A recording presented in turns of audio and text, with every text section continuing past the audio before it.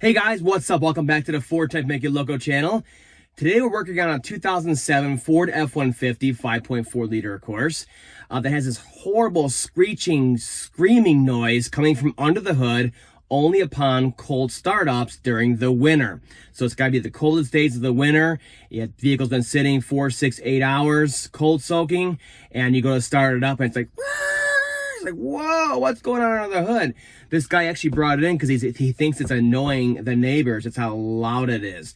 Now what's happening is that the alternator bearings, I believe, either it's inside the alternator, whether it's the armature inside of there, the stator, or the bearings, it really doesn't matter because they're not serviceable, but it is coming from the alternator itself. So since this vehicle is a perfect example, I want to go ahead and record it and let you guys hear in detail what it sounds like. Now, usually once the vehicle starts up, you'll hear it.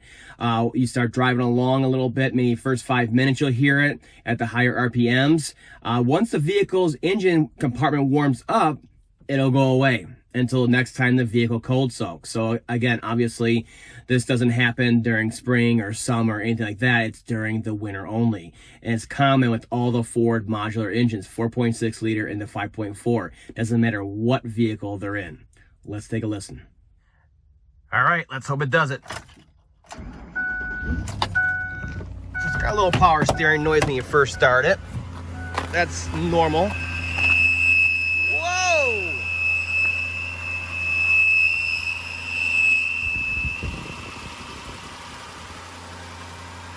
That is not normal at all.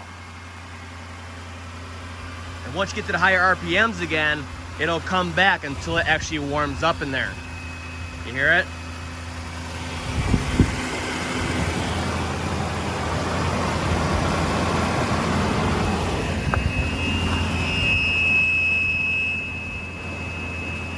It's crazy. It's crazy, crazy noise. Let me see if I can get it to do it at all times of the higher RPMs. But that's what it sounds like. It's that crazy noise. And sometimes it can be pretty quiet, and then you start driving along, you know, RPMs start going up, and it comes out of nowhere. It's like, whoa, what's that under the hood? That's what it is, the alternator.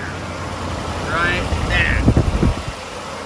All right, so it did it. I got it on video for you guys, help you guys diagnose your Ford yourself. I'll see you guys next time.